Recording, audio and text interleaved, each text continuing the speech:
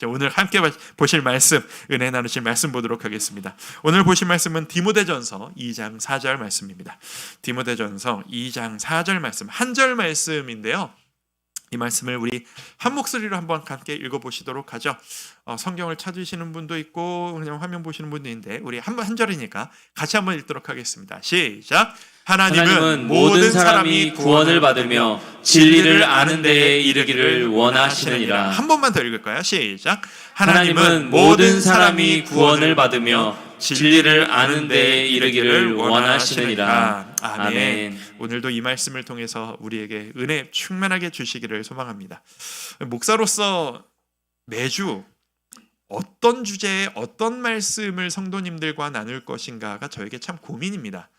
그리고 이제 설교를 계속 하다 보니까 이제는 제가 좀 알 것 같아요. 어떤 주제의 말씀을 하면 성도님들이 좀 좋아하시는지, 어떤 주제를 건드려 드리면 여러분들의 감정이 따뜻해지시고 눈물이 나시는지, 그리고 어떤 주제를 건드리면 여러분이 조금 불편해 하시는지를 제가 조금씩 알아가고 있는 듯합니다. 오늘 설교가 그런 의미에서, 근데 이렇게 목사로서 항상 식사를 할 때도 균형 잡힌 식사를 해야 되잖아요. 듣기 좋은 얘기만 들어서는 안 됩니다. 때론 어려운 이야기도 들어야 되고, 때론 불편함을 느끼고 힘든 경험을 하는 것이 저는 진정한 말씀을 듣는 자세라고 믿습니다. 그런 의미에서 오늘 이야기는 글쎄요, 어떤 분들에게는 약간 꼿꼿한 현미밥 같은 영양식 같은 말씀이 될 수도 있겠다라는 생각이 사실 좀 듭니다. 오늘 여러분들과 생각해 볼 질문, 하나님에 대해 질문하다라는 세 번째 질문은 왜 하나님은 우리 모두를 구원하지 않으실까라는 질문입니다. 무슨 말이냐 하면 왜 믿는 사람만 구원하시고 믿지 않는 사람까지 구원하려고 하지 않으실까? 라는 질문. 그게 무슨 질문이냐? 말도 안 되는 질문이냐라고 생각하실지 모르겠지만 어떤 분들에게는 이 질문이 간절하시다는 걸 제가 압니다. 이건 제가 실제로 많이 받고 있는 질문이기 때문입니다. 특히 초신자분들이거나 믿는데 하나님을 배워가고 계신 분들이거나 아니면 믿지 않는 분들과 만나서 대화를 할 때 이런 약간은 공격적인 질문들을 저한테 자주 하세요. 예를 들면 이런 식인 거죠. 아니, 목사시라면서요? 교회 다니신다면서요? 저는 당신이 믿는 하나님이 이해가 안 갑니다. 인정하기가 좀 어려워요. 공평하지 않은 것 같아요. 당신들의 말에 따르면 사람을 하나님이 다 만드셨다면서요. 그래서 모든 사람이 하나님의 자녀라면서요. 그러면 아니, 만드신 분이 만든 자녀를 다 구원하셔야 옳지. 누구는 구원하시고 누구는 안 구원하시고, 너는 내 말 잘 믿고 나를 잘 따라오고 교회에 매주 오니까 너는 천국에 들어가고, 너는 안 찾아오니까 너는 버려버리고. 아니, 세상에 인간 아버지도 그런 아버지는 없어요. 근데 하나님은, 당신들이 믿는 하나님은 왜 교회에 나오는 그분의 표현이죠. 교회 나오는 사람만 천국 가라고 하고 나같이 안 믿는 사람은 구원을 왜 안 시켜주는 겁니까? 당신의 하나님은 앞뒤가 맞지 않습니다. 불공평합니다. 나는 인정 못합니다. 이런 질문 말입니다. 여러분이 이런 질문을 받으신다면 여러분은 그분에게 하나님에 대해서 어떻게 설명하시겠습니까? 어떤 분들은 이런 질문을 들으시면 당황하실 수도 있고, 어떤 분들은 생각이 많아지면서 진짜 그러네? 이런 생각을 하시는 분들도 있으실지 모르겠습니다. 사실 이 구원이라고 하는 주제만큼 우리에게 이렇게 중요하고 또 예민한 주제가 어디에 있을까라는 생각이 듭니다. 그런 의미에서 성도님들께 질문 하나 할까요? 성도 여러분, 여러분은 구원 받으셨습니까? 분위기가 마음에 들지 않아서 한 번만 더 질문합니다. 성도 여러분들은 구원 받으셨습니까? 이게 지금 여러분들이 한 번에 대답이 안 나오는 데는 몇 가지 이유가 있을 겁니다. 확신이 없거나, 아니면 확신이 있는데 근거가 자신이 없거나, 믿고는 있는데 내가 요즘 잘 못 살아가지고 조금 뭔가 자신감이 좀 떨어져 있거나. 구원의 문제는 사실 그런 문제가 아니거든요. 여러분 오늘 당장 죽어서 하나님을 하나님 앞에 서시게 된다면 여러분은 천국에 들어갈 자신이 있으신가요? 이 질문에 대해서 여러분들이 갖는 감정이 여러 가지실 거예요. 여러분이 제가 드린 이 질문에 가슴이 뜨겁거나 이 문제에 대한 답을 너무 알고 싶어서 지금 간절하시다면 여러분들은 아마 이런 분들 중에 하나일 확률이 높으신데, 초신자이시거나 지금 하나님을 막 알아가는 뜨거움 가운데 계시거나, 아니면 이 복음의 문제가 나에게 너무 간절한, 내 가까운 내 가족, 내 자식, 내 배우자, 친척, 부모님을 전도하고 싶은데 이게 잘 안 돼서 하나님, 이 구원이 저 사람에게 좀 있기를 원합니다라고 간절히 기도하시는 분이시거나, 그런 분들에게는 이 문제가 참 간절하게 다가오시더라고요. 근데 아이러니하게도 성도님들을 뵙다 보면 나는 이 구원의 문제가 이미 다 해결받았어요. 그리고 나뿐 아니라 내 사랑하는 내 가족, 내 자녀, 우리 가족 모두는 다 구원받아서 이젠 걱정할 거리는 없네요. 적어도 천국에는 가겠네요. 한숨 돌렸습니다. 라고 하시는 분들과 가족들에게는 이 구원의 문제가 그렇게까지 간절하지 않은 문제가 되는 걸 너무 많이 봅니다. 그래서 여쭙고 싶은 겁니다. 여러분은 이 구원의 문제가 어떤 식의 문제이십니까? 이 구원의 문제는 분명한 사실은 제가 이 주제로 반복해서 제 평생 사역하는 동안 계속 주제로 설교하게 될 일이 있을 터인데, 구원의 문제는 자격증 같은 문제가 아니에요. 무슨 이미 따버린 면허증 같은 존재가 아니라고요. 면허증이 뭡니까? 난 땄어. 나 이제 자격 있으니까 운전할 수 있어. 근데 면허증은 어디 있는지는 잘 모르겠네. 면허증 번호가 뭐였지? 언제 가끔 홈페이지 인터넷 가입할 때나 찾아보고 이럴 때나 찾는 면허증 같은, 그럴 때 필요할 때만 찾아 꺼내는 게 구원의 문제가 아니라는 이야기입니다. 믿는 자에게 구원의 문제란, 복음이란 쉬지 않고 우리에게 감격으로 다가와야만 하는 문제이고, 살아있는 감격에 누리는 것이 그리스도인의 삶이어야만 합니다. 저는 진심으로 바랍니다. 우리 주함께 교회 모든 성도님들 여러분들이 구원의 감격을 가지고 살아가시는 우리 성도님들의 삶 되시기를 진심으로 축원해 드리고 싶습니다. 이 문제는 과거의 이야기가 아니에요.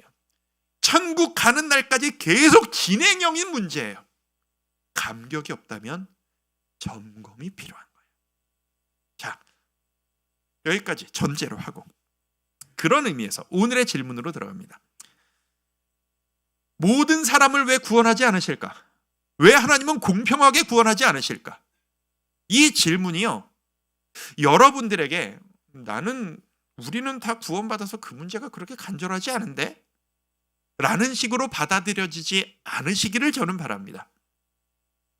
하나님이 이런 식으로 뭔가 오해를 받으실 때, 하나님이 편협하시다, 공평하지 않으시다라는 이야기를 들을 때, 하나님의 자녀된 자로서 우리가 우리 하나님을 어떻게 설명할 것인가 라고 하는 자녀된 심정이 우리에게 준비되어지는 시간 되기를 소망합니다. 봐서 아시겠지만 이 시대가 툭하면 뉴스에, 인터넷 신문에 교회에 대한, 목사들에 대한, 믿는 사람들에 대한 안 좋은 뉴스가 잊을만 하면 계속 떠오르는 게 현실입니다. 저는 그 뉴스 기사를 항상 좀 유심히 보는 편입니다. 이게 참 가끔은 그런 생각도 해요. 이렇게 많이 클릭을 하니까 이게 조회수를 올리려고 이런 기사를 더 찾아 쓰는 거 아닌가? 라는 생각도 들기는 합니다만, 사실 클릭을 하는 이유는 기사는 맨날 거기서 거기에 맨날 똑같은 사고들을 쳐요. 이게 속상해요. 이게 속상해서 뉴스 자체는 잘 안 보는 것 같아요. 누가 또 이렇게 또 욕심을 부렸나? 누가 또 이렇게 덕이 안 되는 하나님의 영광을 가리는 짓을 했나? 그냥 휙 넘기고 댓글들을 항상 저는 좀 봐요. 왜냐면 이 시대가 믿지 않는 사람들이 교회에 대해서, 믿는 사람들에 대해서 어떤 생각을 가지고 있는지가 항상 너무 궁금해서 말이죠. 우리는 교회에 있고 항상 믿는 사람들과만 지내면 믿지 않는 사람들이 하나님을, 교회를 어떻게 평가하는지를 잊을 때가 너무 많습니다. 절대 다수의 사람들은 우리 교회에 대해서 믿는 사람들에 대해서 안 좋은 이야기를 너무 압도적으로 많이들 하십니다. 그래서 제가 어떤 이야기를 하는지가 궁금해서 그 댓글들을 일부러 다 보는 편이에요. 그 수많은 읽기 힘든 댓글들을 보다 보면 댓글이 딱 두 종류로 나눠져요. 둘 중에 하나예요. 첫 번째는 뭐냐면 우리가 할 말이 없는 이야기입니다. 니들은 역시 돈만 밝히는 녀석들이야 라고 하는 류의 댓글들이 한 무더기가 있습니다. 목사들이 돈 많이 받고 이렇게 뭐 일부 어떤 모습들로 인해서 생겨버린 오해인데 돈만 밝히고 교회는 커지기만 바라고 권력에 친해지려고 하고 니들은 돈만 밝히는 녀석들이다 라고 하는 우리가 반성해야 마땅한 그런 평가가 있고, 또 하나의 무리의 댓글들은 이런 거예요. 너희는 너무 배타적이다. 왜 너희에게만 구원이 있다고 얘기하냐? 왜 딴 종교에는 구원이 없다고 얘기하냐? 너희는 공평하지 않아. 너희밖에 몰라. 이기적이야. 이런 댓글들이 있어요. 신기한 거예요. 그 누구도 어떻게 예수님이 하나님의 아들로서 이 땅에 오셨다라는 것이 말이 되냐라고 욕하지 않아요. 원수를 사랑하고 진짜 오른뺨을 때린 사람에게 왼뺨까지도 돌려대라 라는 말을 하는 게 말이 되냐라고 욕하는 사람 아무도 없어요. 둘 중에 하나예요. 우리가 사는 모습을 하나님 믿는 사람들이 어떻게 그러냐? 아니면 니네 신은 공평하지 않다. 공정하지 않다. 우리가 사는 모습을 가지고 비난하는 것은 우리가 할 말이 없습니다. 처절하게 회개하고 고치고 그렇지 않다라는 것을 우리의 평생에 노력하면서 보여줘야 합니다. 그런데 이쪽 하나님이 우회받으시는 것에 대해서 우리는 어떤 자세를 취해야 될 것인가? 우리가 잘못 사는 이 모습 때문에 하나님까지 욕먹고 오해를 받으시는 이 상황에 대해서 우리는 어떤 반응과 어떤 마음을 가져야 할 것인가? 이 얘기를 하고 싶은 겁니다. 어릴 때 이번 주에 어릴 때 생각이 나는데 저는 국민학교 세대니까 국민학교를 다닐 때 시절의 이야기가 갑자기 생각이 나더라고요. 어릴 때 애들끼리 싸움을 하다 보면 이 미성숙한 애들이니까 이겨먹겠다고 말싸움하고 주먹다짐 하다가 이겨먹겠다고 아득바득 할 말 못할 말 막 하면서 싸우는 게 옛날 제 어릴 때 그 시대의 아이들의 싸움의 모습이었어요. 제 친구랑 다른 애가 싸우는 모습을 제가 바로 옆에서 봤던 장면이 갑자기 머릿속에 확 떠오르는 거예요. 그게 무슨 일이 있었냐면 제 친구랑 딴 놈이 막 싸우고 막 고래고래 소리지면서 욕하면서 싸움을 하다가 그 다른 녀석이 제 친구한테 건드리지 말아야 될 걸 건드린 거예요. 싸워도 넘지 말아야 될 선이라는 게 있는데 그 선을 넘어버린 거죠. 엄마를 건드려버린 거야. 이겨먹겠다고 이 엄마도 없는 녀석이 이렇게 막 얘기를 한 거예요. 엄마 건강히 잘 살아 계셨거든요. 그 집 엄마 아무 일 없어요. 진짜 건강하시고 그걸 나도 알고 얘도 알고 쟤도 알고 다 알아요. 근데 이겨먹고 싶으니까 이런 얘기를 TV에서 본 건지 어디에서 본 건지 할 말 못할 말 있지도 않은 얘기를 끌어가지고 그냥 질러버린 거예요. 이 엄마도 없는 녀석이 엄마도 돌아가신 녀석 같은 게 뭐 이런 얘기를 하니까 그 얘기를 듣는 순간 모두가 싸해진 거예요. 그리고 제 친구가 그 얘기를 듣는 순간 어떻게 됐어요? 눈이 돌아가 버리는 거죠. 건드리지 말아야 될 걸 건드렸으니까. 야! 우리 엄마를 건드려? 우리 엄마가 왜 돌아가셔? 막 기를 쓰고 막 쓰는 전투력이 상승하는 거죠. 그 순간 제 친구는 싸우고 싸움 좀 그만하라 혼날 아이에서 엄마를 위해 싸우는 효자가 되는 거예요. 만약에 생각을 해보세요. 그 아이가 그 순간에 우리 엄마를 욕하고 있는데 그래 네가 그렇게 말한다니 안타깝기는 한데 그게 사실은 그게 아닌데 우리 엄마 아무 일 없는데 안타깝기는 하네. 이러면 그 제 친구 엄마가 자기 아들이 그런 말을 했다는 걸 아시면 엄마 마음이 좀 속상하시지 않았을까요? 저는 제 아들이 그러면 저는 그럴 것 같아요. 우리 하나님이라면 어떡하실까요? 우리 하나님 아버지는 어떠시겠습니까?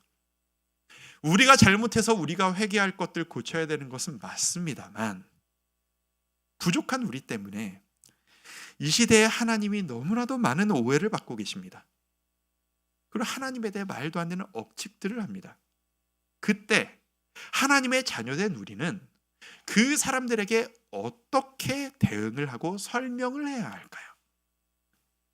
제가 지금 오해하지 마실 것은 네가 우리 하나님에 대해서 감히 함부로 그런 말을 해? 싸우라는 이야기가 아니에요. 우리는 겸손해야 됩니다. 낮아져야 해요. 어떤 상황에서도 상대방이 우리를 인격적으로 모독해도 우리는 인격적으로 그들에게 대하는 그리스도인이 되어야만 해요. 다만 설명을 할 수 있어야죠. 오해십니다. 우리 아버지는 그런 아버지 아니십니다. 내가 그 순간에 니네 하나님은 편협한 하나님이야. 니들밖에 모르는 존재들이야. 그때 그러게요.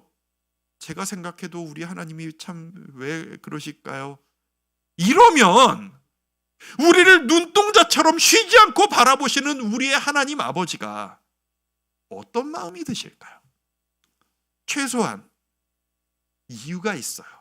오해십니다. 이렇게 된 거예요. 설명은 해드릴 수 있어야 하지 않겠습니까? 우린 우리의 아버지에 대해서 그래서 좀 더 알아야 합니다. 힘써 여호와를 알아야 합니다. 왜 그런지. 성경은 이 구원에 대해 정말 많은 말씀을 하십니다. 그런데 여러분들 이 성경을 보시다 보면 느끼실 거예요. 창세기부터 요한계시록까지 우리를 구원하신 그 사랑에 대해서 끊임없이 말씀하시거든요. 근데 읽다 보시면 이 말씀하고 저 말씀이 앞뒤가 안 맞는데? 라는 생각하신 적 있지 않으세요? 예를 들면 이런 겁니다. 제가 그 지난주까지 주보에 QR코드 올려드리고 하나님에 대해 질문하다 질문하실 거 궁금하신 거 해답 찾고 싶은 거 있으면 질문을 좀 올려주십시오 라고 요청을 드렸더니 성도님들이 질문들을 좀 이렇게 잘 올려주셨어요. 그 질문들 중에서 한 청년이, 이름은 몰라요, 한 귀한 청년이 질문을 줬는데 이런 질문이에요. 구원에 대해 고민하고 말씀을 찾아보는데 앞뒤가 안 맞는다라는 거예요. 어떻게 해석해야 되는 거죠? 그 수많은 말씀을 저는 제가 두 가지만 가져왔어요. 자, 화면 한번 보여주시겠어요? 같이 한번 읽어볼까요? 위에 거가 로마서 10장 9절 말씀인데 한 목소리로 한번 읽어보겠습니다. 시작! 내가 만일 내 입으로 예수를 주로 시인하며 또 하나님께서 그를 죽은 자 가운데서 살리신 것을 내 마음에 믿으면 구원을 받으리라. 자, 뭐라고요? 내 입으로 예수를 시인하고 믿으면 구원을 받는다. 근데 아래는 뭐라고 말씀하시는지 보죠. 마태복음 7장 21절 시작. 나더러 주여 주여 하는 자마다 다 천국에 들어갈 것이 아니요 다만 하늘에 계신 내 아버지의 뜻대로 행하는 자라야 들어가리라. 이거 어떻게 하냐는 거예요. 말씀 그냥 조금만 보여주세요. 위에서는 입으로 시인하고 믿으면 구원받는다 라고 하셔놓고 딴 말씀에는 입으로 주여 주여 한다고 네가 구원받을 거라 생각하냐? 행동으로 보여야지. 이렇게 말씀을 하시니까 앞뒤가 안 맞잖아요. 뭐가 맞는 거예요? 질문을 하는 거죠. 자, 이런 질문을 제가 이런 식의 구절 제가 수십 개 찾아낼 수 있어요. 이런 이야기 정말 많아요. 여기선 이렇게 말씀하셨는데 다른 데선 저렇게 말씀하시는 이런 이야기 정말 많아요. 이런 이야기를 보다 보면 이제 이런 생각을 하실 수가 있어요. 내려주셔야 돼요. 네. 믿지 않는 분들은 이런 구절을 찾아서 우리들에게 질문하고 공격을 합니다. 이거 봐. 성경이 앞뒤가 안 맞아. 성경에 오류가 있다라는 증거야. 그래서 니네가 믿는 그 성경은 거짓말투성이야. 편집된 거라고. 갖다 붙인 거야. 이거는 진짜 진리가 아니야. 라고 이야기를 합니다. 그러면 우리는 그게 아닌 거예요. 내가 말씀을 제대로 알기 전에 이 말씀이 내 마음속에 자리를 잡아버렸어. 하나님이 내 속에 들어와 버리셨어. 근데 잘 모르겠어요. 이게 뭔가 아니라는 건 알겠는데 이걸 어떻게 설명해야 되지? 이거 방법을 모르겠네. 이런 경우 없으세요? 너무 많지 않으세요?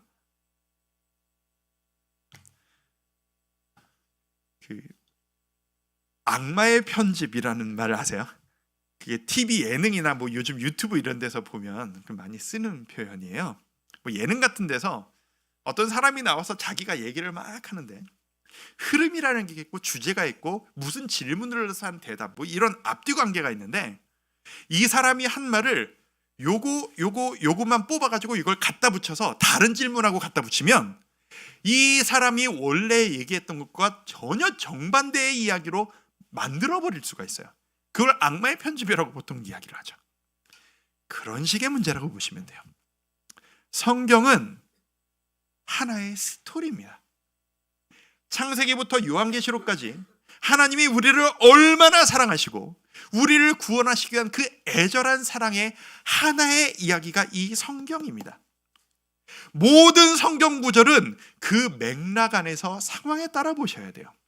아까 보셨던 로마서 말씀도 마태복음 말씀도 맥락이 있고 의도가 있으며 누가 누구에게 어떤 상황에서 어떤 의도로 전하시는 의도가 달라요. 그래서 다른 이야기를 하는 것처럼 보여요. 이 구절만 빼서 갖다 붙이면 아니에요. 상황을 다 이해하고 보면 이 두 이야기는 사실 똑같은 이야기예요. 무엇을 강조해야 할지 이 사람에게 필요한 가치가 다르니까 다른 것을 강조했을 뿐이거든요. 그리고 오늘의 질문 역시 마찬가지입니다. 오늘의 질문. 하나님은 왜 모든 인류를 구원하지 않으실까? 이 이야기도 이 성경의 스토리 가운데서 이해하지 않으면 이해가 불가능해요. 성경의 스토리를 간단하게 정리해보죠. 첫 번째, 창조입니다. 하나님이 애초에 우리 모두를 만드셨어요. 같이 한번 읽어볼까요? 자, 시작. 하나님이 자기 형상 곧 하나님의 형상대로 사람을 창조하시되 남자와 여자를 창조하시고 무엇대로? 형상대로. 쉬운 말로 하면 이거예요. 하나님이 우리를 만드셨어요. 여러분을 하나님이 만드셨어요. 이건 우리가 인정하고 인정하지 말고의 문제가 아니잖아요. 만드신 게 맞아요. 그게 팩트예요. 우리의 믿음이에요. 근데 하나님이 우리를 만드실 때 하나님 닮은 모습으로 만드셨어요. 아담과 하와를 그렇게 만드셨어요. 그리고 하나님이 기뻐하시는 모습대로 살도록 허락하셨고 동시에 하나님은 사람이 로봇가 되기를 원하지 않으셨어요. 그래서 자유의지라는 걸 주셨죠. 내 뜻대로 선택할 수 있는 권리를 주셨죠. 나는 네가 나를 기계적으로 따르기를 원하지 않아. 나는 네가 네 의지로 나를 사랑해 줬으면 좋겠구나. 내가 너를 사랑하는 것처럼 너도 나를 네 의지로 사랑하고 네 뜻대로 내 원하는 방법대로 살아가려고 애쓰는 모습을 나는 너에게서 보고 싶구나. 하나님이 그것을 허락하셨고 아담과 하와가 그 길을 기쁘게 행복하게 살았어요. 단 하나만 빼고. 무엇만 빼고? 선악과만 빼고. 타락으로 넘어갑니다. 제일 중요한 스토리를 말씀드리고 있는 거예요. 같이 한번 읽어볼까요? 이 말씀은 이 하나님의 말씀이 아니고 뱀이 하나님 말씀을 왜곡해서 하와를 꼬드긴 이야기예요. 같이 한번 읽습니다. 너희가 시작. 너희가 그것을 먹는 날에는 너희 눈이 밝아져 하나님과 같이 되어 선악을 알 줄 하나님이 아심이니라. 자, 저 표현 잘 보세요. 뭐라고 꼬드기냐면 사실 이 타락이라고 하는 걸 여러 가지로 설명할 수 있는데 요즘 시대에 제일 부합하는 설명이 저는 이건 것 같아요. 중간에 보면 뱀이 뭐라고 꼬시죠? 하나님과 같이 될 수 있어. 네가 이거 먹으면 네가 하나님이 될 수 있어. 왜 남이 정해준 대로 사는데 왜 네가 원하는 대로가 아니라 정해준 대로만 살아야 되는데 네가 네 인생의 주인이 될 수 있는 기회야. 선악과를 따 먹어. 네가 하나님이 돼. 네가 네 인생의 주인이 돼. 그걸 따먹어버린 거죠. 애초에 너 이거 먹으면 죽는다. 죽을 수밖에 없어. 알겠지? 네, 알겠습니다. 라고 상호간에 약속을 했던 선악과였습니다. 먹어버렸으니 약속을 지키셔야 하는 거예요. 하나님이.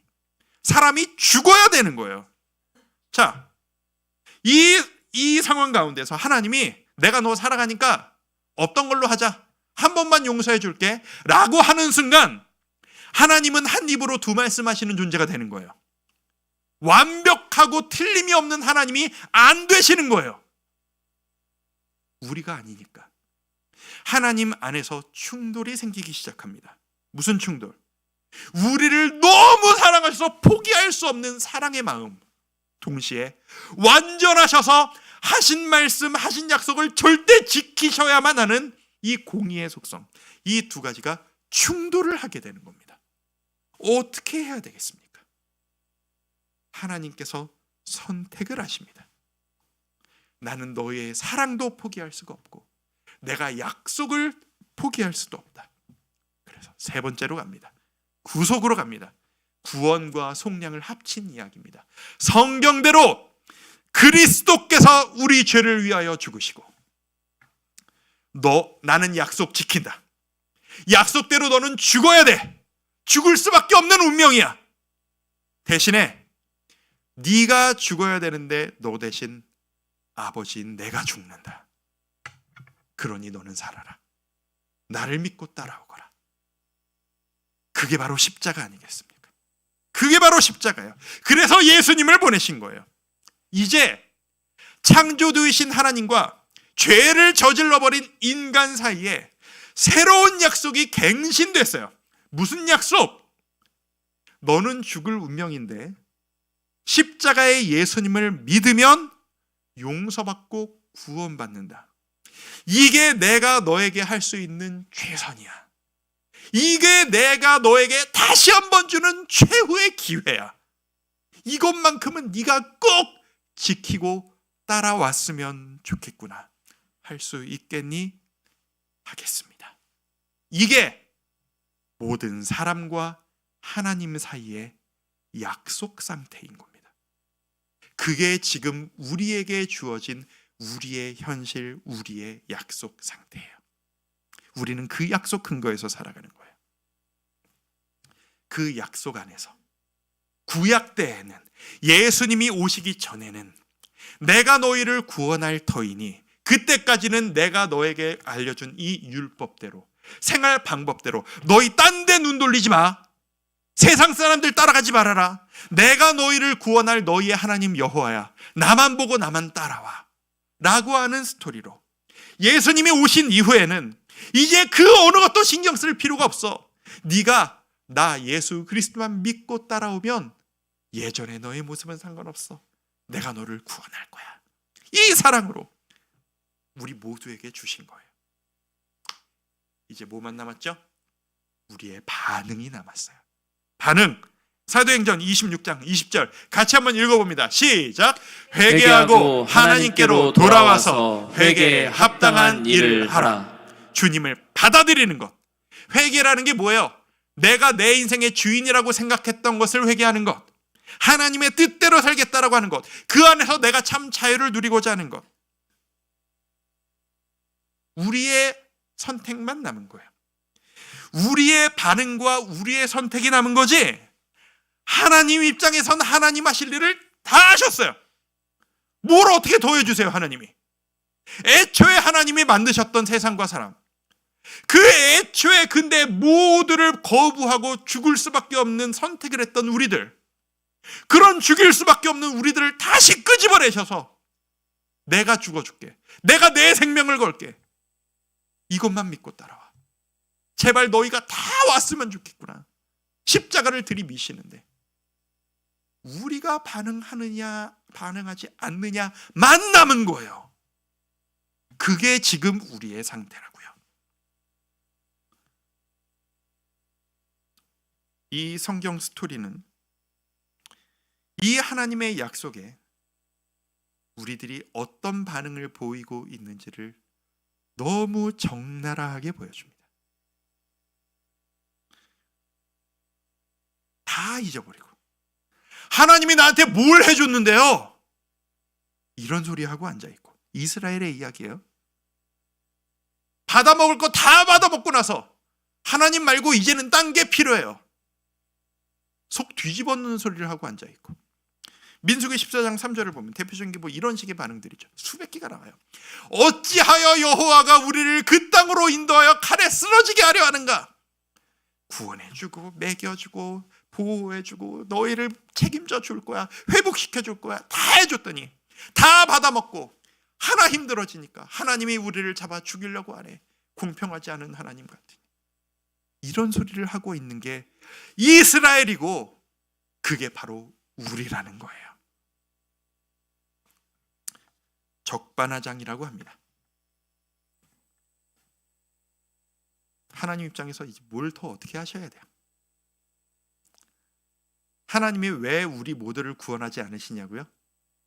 그게 하나님이 공평하지 않으셔서일까요? 아닌 겁니다. 하나님은 갱신되어진 약속을 지키실 수밖에 없는 완전하신 하나님이신 겁니다. 처음에 성경을 읽고 처음 하나님에 대해서 배웠을 때는 하나님이 좀 무서웠어요. 왜 이렇게 엄하셔? 왜 이렇게 자꾸 화를 내셔? 왜 이렇게 자꾸 심판을 하시려고 그러고 왜 이렇게 무섭지? 하나님이 무서웠어요. 근데 하나님을 배워갈수록 조금 알아갈수록 이 스토리를 알아갈수록 이해가 되기 시작했어요. 하나님이 엄하실 수밖에 없는 이유가 있었네. 이렇게까지 해줬는데도 이렇게 안 따라오고 있으니 속이 터질 수밖에 없는 게 당연하겠네. 하나님을 더 배워가고 더 묵상하고 더 깊이 나아갈수록 이제는 하나님은 어떻게 이렇게 참으시지? 어떻게 이런 말도 안 되는 나를 참으시고 용납해주고 계신 거지? 억장이 무너지는 그 심정을 저도 조금씩 느껴가는 것 같아요. 제가 어저께 말씀 준비하면서 기도를 하게 되더라고요. 하나님, 어떻게 보면 이 딱딱한 이야기가 우리에게 1차 관심사도 아닌 것 같은 그런 주제로 받아들여지는 이 이야기가 하나님 입장에서는 복장이 터지는 이야기신데 이 하나님의 심정을 어떻게 전달해야 될까요? 주님은 성령님 부디 역사하셔서 우리 말씀 들으시는 모든 성도님들이 내가 다 해줬는데 니들이 오기만 하면 되는데 딴소리 하고 앉아있는 우리를 바라보시는 이 아버지 하나님의 마음을 우리가 좀 느낄 수 있도록 주님 좀 도와주십시오 라고 기도를 하게 되더라고요. 정리해 봅니다. 아버지시라면서 왜 모두를 안 구원해 주시나? 그걸 원하십니다. 진짜로 원하십니다. 근데 하나님과 우리는 약속 상태에 있습니다. 그래서 십자가 앞에 나오지 않으시면 구원하실 수가 없습니다. 그래서 하나님이 지금 속이 터지시는 겁니다. 이놈들 다 구원해야 되는데, 이놈들이 다 내 품 안에 들어와야 되는데 안 들어오고 있으니까, 그래서 우리를 보내시는 겁니다. 그래서 우리가 주님의 도구인 겁니다. 우리에게 지상명령을 주시는 겁니다. 너희가 땅 끝까지 가서 내 이 상한 심령을 가지고 복음을 좀 전해주지 않겠니? 나를 오해하고 이상한 소리하고 앉아있는 저 사람들에게 내가 너희를 사랑한단다, 모든 걸 준비해 왔어, 나는 그런 하나님이 아니야 라고 니들이 좀 전해주지 않겠니? 라고 말해요. 하나님은 자녀들을 한 명도 포기하지 못하시는 거예요. 그 앞에서 우리가, 나는 구원 다 받았지롱, 우리 가족은 다 천국 가지 뭐, 그래서 나는 이게 아쉽지 않아요, 아쉬운 분들은 열심히 전도하시고 저는 이 문제 다 해결했어요, 이런 식으로 앉아있으면 우리 아버지 하나님은 복장이 터지시는 겁니다. 너는 내 마음을 모르는구나, 너는 나한테 얻어먹을 거 다 얻어먹고 그냥 입 닫고 앉아있는구나, 이렇게 되는 건 아니겠습니까? 마치 아버지가 큰아들을 보내서, 야, 네 동생, 집 나가서 방황하고 있는 네 동생 찾아서 내 앞에 좀 데려와라, 아빠가 너를 원망하지 않는다고. 아빠가 너를 기다리고 있다고. 네가 좀 가서 전해주려구나. 내가 애가 달아서 못 살겠다 라고 말이라고요. 교회에서 새생명 축제를 우리가 왜 했습니까? 우리가 전도를 왜 합니까? 전도 폭발, 전폭. 이름도 무시무시한 전도 폭발. 우리 3월부터 전폭할 겁니다. 왜 합니까? 왜 굳이 사람들 불편하게 예수님 믿으세요. 여러분 오늘 당신 돌아가시면 오늘 천국에 갈 자신 있습니까? 이 불편한 질문을 우리가 왜 해야 되냐고요. 구원해서 교회를 성장시키려고요? 천만의 말씀이요. 우리가 뭘 얻어내려고요? 천만의 말씀이요. 우리가 하나님의 아들, 딸인데 하나님의 자녀인데 우리 아버지가 속 터져 하시는 이 마음을 본다면 우리가 아버지의 마음 좀 시원하게 해드려야 되지 않겠습니까? 저 속상한 마음에 우리가 애쓰는 모습이라도 좀 보여드리는 게 자식된 도리 아니겠습니까? 전폭 많이 참여하시기 바랍니다. 오늘의 본문을 읽어놓고 한마디도 얘기를 안 하는구나 생각하시는데 이제 나옵니다. 자, 오늘의 본문 말씀 디모데전서 2장 4절 말씀 같이 한번 읽어볼까요? 시작. 하나님은 모든 사람이 구원을 받으며 진리를 아는 데 이르기를 원하시느니라. 아까 시작할 때 이 말씀을 읽으셨을 땐 이 말씀이 이런 식으로 보이셨을 거예요. 모든 사람을 구원하시려고 그러나 믿으나 안 믿으나 구원받기를 원하시는 하나님이신가? 아니에요. 이 말씀은 스토리 가운데서 이해해야 돼요. 제가 방금 말씀드린 지금까지 말씀드린 그런 정신으로 이 말씀을 이해하셔야 돼요. 이 말씀의 전문 문맥에 따르면 이 이야기는 무슨 얘기냐 하면 나는 내가 만든 모든 사람들이 구원받고 내 품에 들어오기를 진심으로 애달게 바란단다. 그러니 너희가 가서 그렇게 될 수 있도록 모든 사람이 구원받기까지 너희가 이 구원을 복음을 좀 전하지 않겠니? 너희가 내 마음을 가지고 좀 나아가 주지 않겠니? 그 말씀인 겁니다. 진심으로 바랍니다. 우리 주와 함께 교회가 우리 하나님의 마음을 좀 시원케 해드리는 교회가 되었으면 좋겠습니다. 우리 모든 성도님들이 나는 뭘 얻었냐 못 얻었냐, 내가 위로받고 내가 뭔가를 얻었고 나는 많이 부유해졌고 이거에 집중하는 신앙생활 하기 이전에 나를 바라보시고 내 주위를 바라보시고 이 지역을 바라보시는 하나님의 애달른 그 심정이 내 마음속에 공감되어져서, 공감의 시대 아니에요, 공감의 시대. 우리가 하나님의 마음에 좀 공감하면서 하나님이 울고 계시는구나, 하나님이 애달아 하시는구나. 그렇다면 내가 주님의 사랑을 먼저 알게 된 내가 아들로서 딸로서 이 심정 좀 내가 잘 알지 못해도, 내가 좀 입이 짧아도 하나님께서 일하실 테니 도와주실 테니 이 마음이라도 전하자 라고 나아가는 우리 모두가 될 수 있었으면 좋겠습니다. 노력하기를 바랍니다. 제자 훈련 왜 하겠어요? 이걸 위한 겁니다. 내가 조금이라도 더 주님을 깊이 알고 훈련되어져서 진짜 참 주님의 제자가 되어서 이 심정을 누구에게나 당당하게 전할 수 있는 주님의 일꾼 되겠습니다. 헌신하는 자 되겠습니다. 그게 바로 제자 훈련, 사역 훈련 아니겠습니까? 수요일부터 시작하는 우리 봄을 기다리는 특별 수예배 왜 하겠습니까? 예배를 통해서 우리의 영이 충만해져서 이 영적인 충만함을 가지고 주님의 심정 가지고 우리의 삶을 돌아보고 주위의 사람들을 좀 돌아보는 그 계기를 갖는 것이 하나님이 기뻐하실 그런 모습 아니겠습니까? 하나님의 은혜가 우리 모두에게 가득하기를 바랍니다.